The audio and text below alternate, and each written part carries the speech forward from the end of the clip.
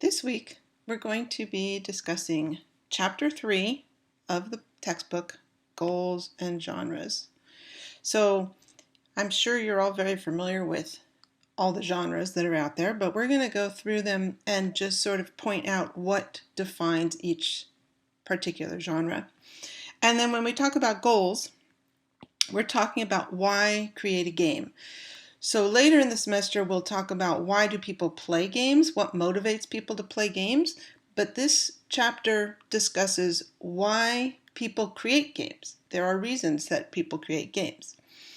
So the first motivation to play a game, the first reason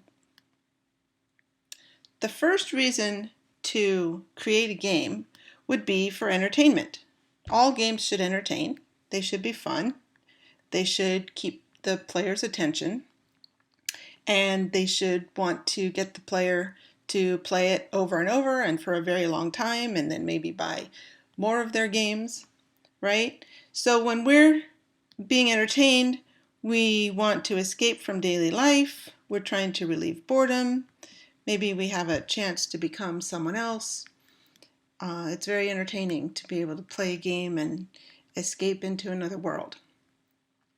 The next reason is social interaction. Sometimes people create games in order to build a community, in order to get people to interact with each other socially. Or, as in the case of Facebook games, people are on Facebook in order to socialize, so you create a game that goes along with that. Online multiplayer games also create a social community, and you can be playing online, and you can even be talking to people. You can talk on Discord, or you can chat. It can be very, very social. The next goal is education. A lot of games teach while they entertain in the first place, but it's always nice if we can entertain while we're teaching, especially children. There's a lot of education software out there for children. There's things like Reader Rabbit, Math Blaster, Oregon Trail, which teaches history, which I'm sure you all played as kids. There's also simulation games that educate. And often in games, they use parts of education, like they'll give you a grade or a score. I know in Guitar Hero, you get stars after you play the song. So you can get 1 to 5 stars, and one of the goals is to get at least 3 stars on every single song, and then you get something special, and then there's another goal, you can get 5 stars on all the songs. So you're getting graded and showing how well you're learning to play Guitar Hero. So they're educating you on that. The next goal is for recruitment and training. The military and government often make games to recruit or train people. The most famous one probably is America's Army. That is used to try to get young adults to want to become interested in the military. It supposedly gives you an idea of what it's like to be in the military. There are flight simulators that are used for training. NASA makes a lot of their simulations, vehicles that they're going to use up in space. They'll create simulations on Earth, usually underwater, but with the use of computers. And so it's not really a game, but it's kind of like a game that they use for recruitment and training. The next goal is health and fitness. This actually became a very popular goal when the Wii came out. They started making the Wii Fit games, and they had all these extra things you can get. You could get a board and a dance pad and all kinds of paddles and all these things that you could use to enhance your exercise that you're doing on the game. Also, EA Sports Active, Dance Dance Revolution. Some stationary bikes have video screens connected to them, and as you're you're riding the bike, you can pretend like it looks like you're riding in a race. It shows you the background. It actually makes it much more interesting if you're sitting indoors on an exercise bike to have that for your health and fitness. The next goal is consciousness and change. A lot of people like to make games in order to change people's minds about things. Nonprofit organizations, PETA made a game. They make several games about animal cruelty. I think they even made a game recently about Pokemon cruelty, which was kind of ridiculous, but this is what they're trying to make you conscious of something that's going on in the world. Political organizations, climate change, environmental awareness. Games have been made in order to give the community consciousness or try to change the way they see things and maybe the way they behave. The next goal is aesthetics and creativity. So a lot of people like to be creative, and so you can create a game that allows people to be creative.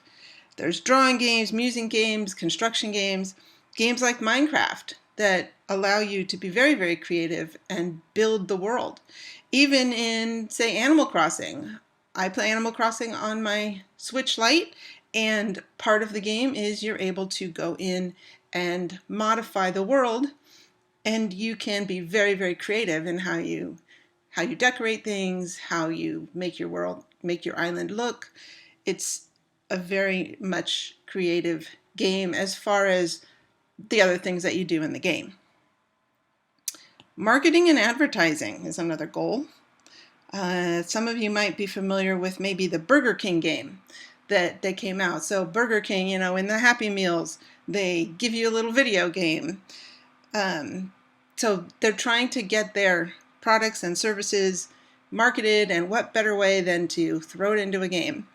Often we also see ads inside of a game that they can advertise anything. You could be in a racing game and see a billboard for Coca-Cola, and now they're advertising.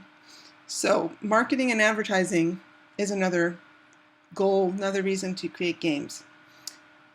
Those are all the goals that the book talks about, but a few others that we could also think about, and you might come up with some others, which I'd love to hear. Research. There are some research companies that create, quote, games that they put out to the community. It allows for a lot more people to be able to maybe help them with their research. Like there was one on protein folding a few years ago, and they actually found some people who were very good at that, and they were able to get a lot farther in their research than they would have if they were just trying to do the research, within their company. Monetary is another goal. Casinos, almost all casino games are now electronic games, video games, and you can, they obviously create those games specifically so they can make money, right? They want people to go in, play the games, gamble their money, and they want to make money. So I would say that would be a goal. Next, we're going to talk about game genres. So again, you probably know all of these genres, but what I'm going to do is give you some specifics about each genre so that, say on a test, I describe a game, you would be able to tell me what genre it is by that description. And the description might be a little confusing, but you need to see what is most important about that game, and that's what the genre will be. Okay, so the genre is how the game is played. So it's categories that we put together based on a combination of style, controls, maybe the screen format, the player perspective, the camera angle, and game playing strategies. So those are all parts of what makes the genre. And often, different genres will fit on different platforms better. Like, for example, action games are very, very fast-paced, and pretty much if you want to put a game onto an arcade, you're going to use an action game. You won't be able to put an RPG. It doesn't make sense to have that on in arcade. So you'll put action games, which are very fast-paced, they're simple to play, they're focused on reaction time, they're always played in real time, and we talked about that last week. So there are no turns, basically. And like I said, arcade games are almost all action games. So when we talk about action, we're talking about fast-paced, quick play, real time, and reaction time. Music and rhythm games are kind of a subgenre of action. They are quick-paced. They are technically action games, but they have a specific type of play. They have to do with music and rhythm. So like Guitar Hero, Dance Dance Revolution, those kinds of things that you're repeating, trying to find a pattern, that is another genre. Platformers, the players basically are moving quickly through an environment. They're jumping, they're dodging. You might be collecting things, avoiding obstacles. Donkey Kong and Sonic the Hedgehog are very good examples of a platformer. First-person shooters, or FPS, that basically is focusing on combat between the player and other characters in the world. But what makes it and you're shooting something, usually a gun, but Portal, you're shooting a portal gun, right? And we might argue that Portal is really a puzzle game, which we'll get to, but technically it is a first-person shooter. First-person shooter means you have a first-person perspective. So you are seeing the world as if you're seeing the world through your own eyes. So you don't see your face as the player. You see your hands in front of you. If you look down, you'll see your legs and your feet. If you turn around, you see the world. The only way that you see your face is if you happen to walk past a mirror or you look in a body of water or something like that. So technically, something like Portal is a first-person shooter. But usually we think of first-person shooters as games that are shooting a gun and you're just trying to kill people, right? Then there's third-person shooters. Third-person shooters are also, you're running around shooting people and killing people, but you can see your character on the screen. So your character is among the other characters on the screen and you control your character. It's not quite as immersive because it's not feeling like it's you seeing the world. You're seeing your character in the world. But it's a fun way to play. And actually, a lot of third-person shooters are also action-adventure games, which we're going to get to as well. But basically, you're shooting and you have a third-person perspective, meaning you see your character on the screen. Next, we have racing games. Racing games can either be first-person perspective, where it looks like you're sitting in the car and or whatever vehicle you're in, and you can see the road ahead of you, or third-person perspective, where you see the vehicle that you are driving. Mario Kart is like that. It's a third-person perspective.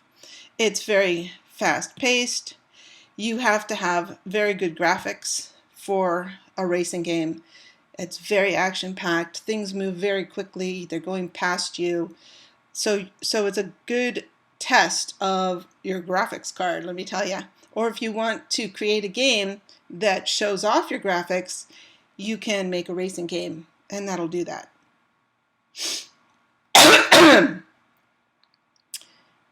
Next, we have fighting games. Usually fighting games are two-person, so it's two characters that are standing across from each other. It might be two players, or it might be a player and what we call a non-player character, an NPC. Usually shown from the side. Mortal Kombat, Tekken, those are fighting games, so you just fight the other character. Next we have adventure. Adventure games, basically you are exploring. So you're trying to figure out what's in the world, exploring the world, and collecting things. Maybe collecting gold, collecting items. Not usually a lot of fighting in these games. It's pretty slow paced. The very first adventure game was Colossal Cave or Adventure, text-based, which you've seen examples of in previous lectures. So adventure games, some people like to just explore, but sometimes that can be a little boring. So they came up with another genre called action adventure. Now this is the only hybrid genre that's actually a genre in itself. So you have adventure, which is exploring and collecting things, but it's coupled with fighting. So now you have fighting as part of the genre, and that's very quick paced, very exciting. Gauntlet Dark Legacy, if you've ever played that was one of my favorite games on the PS2. That's a great example of an action adventure game. Casino games, I mentioned that before, because most of the casino games now are electronic and they are often motivated by addiction. So it's any game that you're going to find in a casino and that you have to put money in order to play, basically. Puzzle games, so pure puzzle games, don't have any characters. You're just trying to solve a puzzle. Like there's to get the block out, or other kinds of, you're putting a puzzle together, something like that. They won't have any characters, but a lot of games have puzzle elements. So you'll find puzzle games as part of adventure games or fighting games. Also, there are some real pure, what I would call puzzle games that do have, well, they don't have characters, but they have you walking around in the world and trying to solve problems. So my favorite puzzle game is Myst, which the first puzzle in that game is figuring out that it is a puzzle game. Zelda Breath of the Wild, that is absolutely an action-adventure game, but there are a lot of puzzle elements put into that game. So I wouldn't call it a puzzle game, but it could be. I mean, it's probably more, if you had to pick one genre, it's more action-adventure. However, it is a puzzle game. Portal, again, Portal is a first-person shooter, but it's also a puzzle game. You have to create the portals and in order to get things to move, in order to progress. So a lot of people would probably argue that the puzzle aspects of Portal are more important than the first-person shooter aspects. So it's probably more a puzzle game than a first-person shooter, but technically it is a first-person shooter. Next we have role-playing games, or RPGs. RPGs are based on character development. And an RPG, again, could be kind of like an action-adventure, but your character development is what really, really matters. So RPG, role-playing games, character development, they have very rich stories. Your players get very emotionally attached to the characters while they're playing. They're huge, that these games, role-playing games. Elder Scrolls Online, Skyrim, those are all RPGs. Simulation games. Well, we have vehicle simulations, flight simulators, driving simulators. Those are all one type of simulation vehicle. And then there's process simulation, which is more construction and management. So maybe Roller Coaster Tycoon, where you're trying to build the roller coaster to actually work, use the right physics. SimCity. So you're literally simulating what it's really like to build these things. So there's two types of simulation: vehicle and process. Sports and participatory. Sports and participatory games allow players to play an actual sport.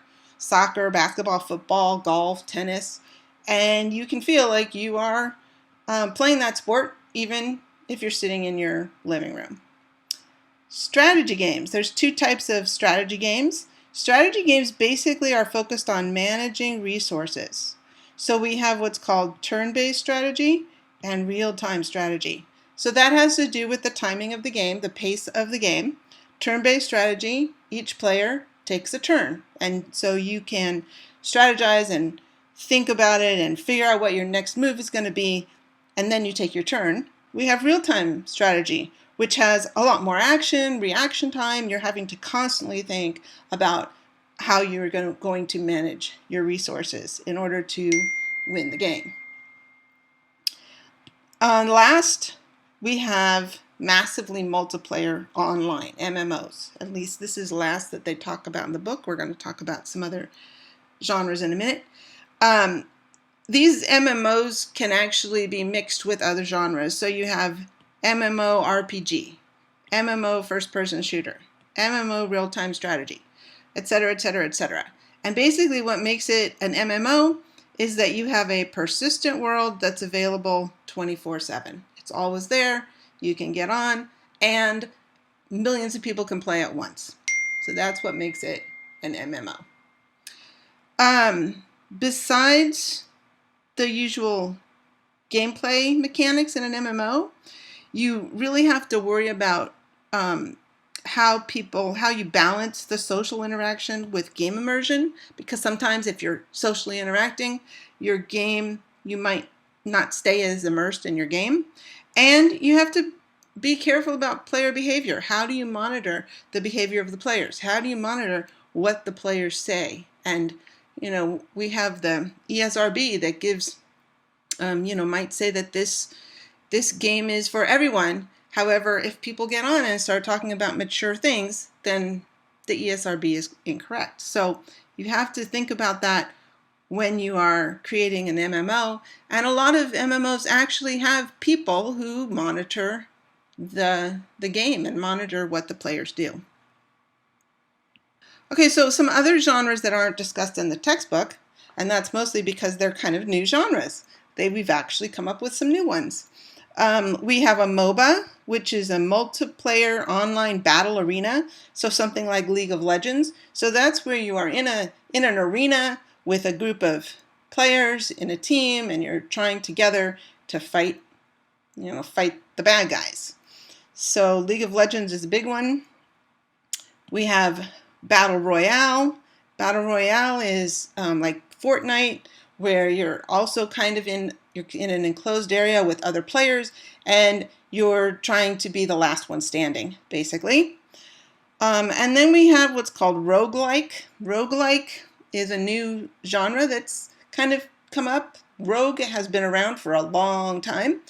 I used to play Rogue back in the 80s, and there's a video that I'll have you watch that shows the original Rogue game.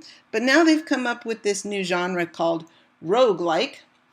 And it's kind of a subgenre of an RPG, but it has a few things that make it roguelike. So it's a dungeon crawler, basically. You have permanent death, so if you die, you're dead, and you have to literally start the game over again. And the levels are procedurally generated, meaning they're generated as the game is played. You go to the next level, so every time you play the game, you will be playing the different levels.